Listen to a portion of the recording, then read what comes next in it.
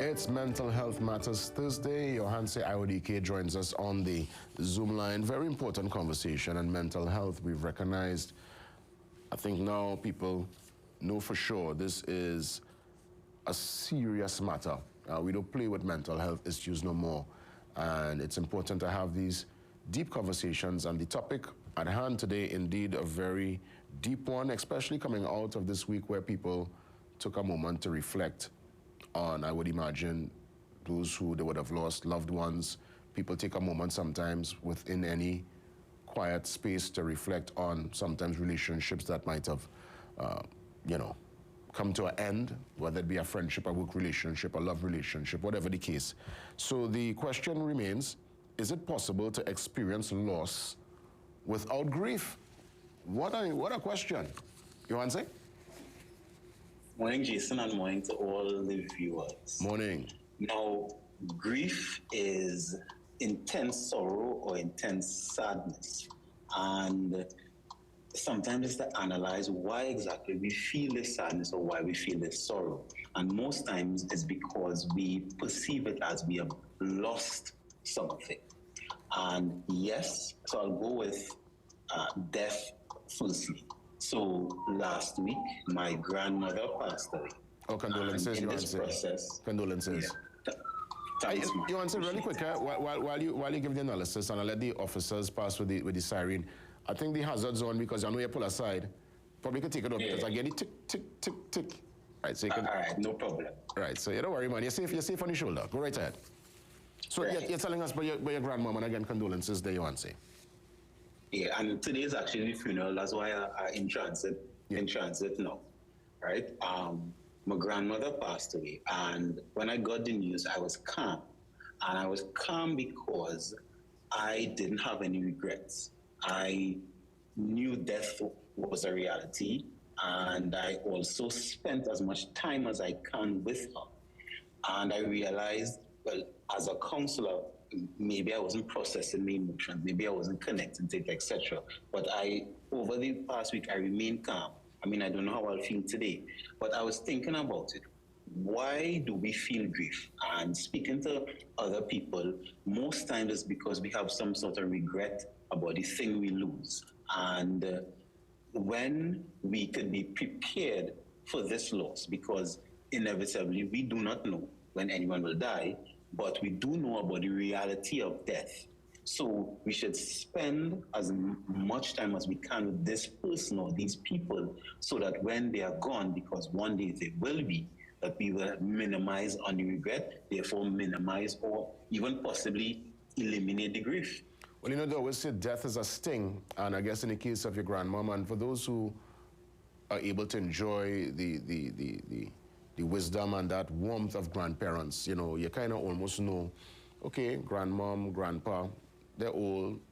In the cases where they're probably not in the best of health, you kind of prepare yourself. So I guess there is that understanding, and that almost, your mind is already in that direction, knowing that, the time is near.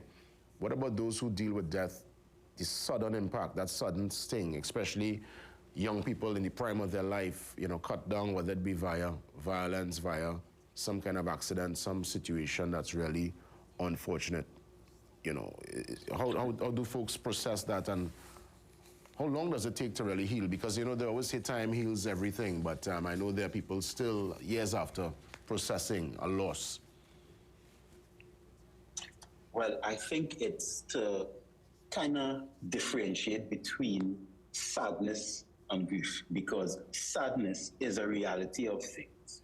And because you are sad, right, that's a normal human reaction to loss. But the grief and the sorrow comes from when there's some sort of attachment or there may be some sort of regret. So I'm not saying don't feel sad. When we lose something, sadness would be a reality of it. But when it comes now into the grief and the sorrow, that may be because of what I said previously. So we should spend as much time, because we can't predict that there may be sudden death, there may be sudden loss, because it's not only death we're referring to, it could be loss of a job, loss of a relationship, loss of something that we had an attachment to. Loss of a title. Because, correct. And even titles are things we have an attachment to. And let me give you an example why this attachment, understanding attachment is important. Because we all have a connection to someone or something, which is normal. But even if you look at the dictionary meaning of attachment, it's something extra or extended. So the connection is natural and normal. But if we have an attachment where, I have a title and this is who I'm going to be for the rest of my life, and I have all these emotions attached to it, or even a person, because even our parents, we should have an connection to our parents, but having that attachment may be the problematic thing. Yeah, don't worry, the officers will be going by very soon. I want to ask you, when it comes to loss of finances, loss of money, yes, you mentioned loss of income and a job, but we're talking here people who, the money not running the way it used to. The lifestyle have to change. They'll have to probably take it down from a European back to a Korean vehicle. They'll have to change the way they pump. They can't go first class no more. They have to go back in 26B. How do folks deal with that kind of loss, the financial loss? Because I know there are many people, the finances is what defines them. It's their prowess, it's their power. When that is gone, we see sometimes people really, they don't even want to come out. You're going to a real deep, dark, almost depression. You're going to a dark place. Accepting the reality that we all know, that nothing lasts forever. Sometimes we pretend that we don't know it, and that we could even predict, if I get in a salary every month, that it's sure, but the reality is not even that salary is sure, because we don't know what will happen. So even when you have a certain amount of financial pump and a certain amount of financial prowess, we don't know if it will last forever, because look at the pandemic, COVID. Nobody could have predicted this, right? And many people lost their income, lost their way of life, etc. So understanding that nothing lasts forever. So it's not to waste it, also not to even predict what's going to happen tomorrow. Yes, today is Thursday, and we know tomorrow may be Friday, but we don't know what's going to happen. So living in the moment, living in the now. And it doesn't mean, again, wasting, but understand that nothing lasts forever. When there is loss in a relationship and the grief that comes with that, the sense of, I guess, rejection, you're feeling away, the tabanka, as we say. Obviously, I know you have to go through the process, and then people, at least, most will come out. There's some who hold on to it for a very long time. How do we process that? What's your sense of dealing with grief or not dealing with it at all if a relationship is lost, whether it be romantic, work relationship, or friendship? One, when you're going into the relationship, again, know that it wouldn't last forever. Yes, you may want to be with this person forever, and you may start envisioning what a year, 5 years, 10 years in the future may look like. Nothing is wrong with that, but don't be attached to it. And the attachment is the problem, because with the attachment now, we create a fantasy, we create all these things in our mind that now we hold on to the truth. Next year we're going and do this. 2 years from now, we're going to get married again. Nothing wrong with planning, but understand that things could and may change rapidly. But let's say you didn't do that in a relationship and you lost the relationship. Go through the process, the stages of grief, depression, anger, bargaining, instead I can't remember the other two, acceptance, right? Go through the stages of grief and understand that you are human, and understand why it is that you thought this person would be with you forever, and maybe even face the reality that maybe who you thought this person was, that they won't really that person. Yeah, acceptance. Yeah, serious conversation there.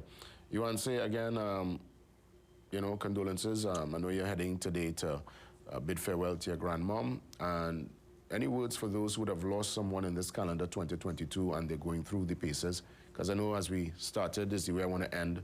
Death is something that really comes with a sting. And I know there are many this week that would have gone to pay respect to their loved ones, clean up the little graveside, put the candle. But anybody who would have had to deal with it in recent time, what you want to say to them before we wrap things up this morning?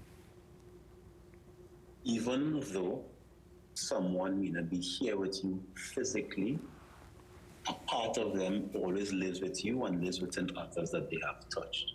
So honor that aspect of them, whether it is a trait, they were generous, they were fun-loving, etc. You could continue honoring that person. Don't make life difficult, because even though life is not easy, it really is not that hard. Thank you for listening. You want to say thanks for coming on this morning. Appreciate you every time, and we look forward to your counsel next week, Thursday, God spare. All the best. Thank you very much. Enjoy your day, everyone. You want to say IODK, behavioral change specialist inside the mental health matters. We come back and do the deep dive into this week's Business Guardian. Curtis Williams joins me next.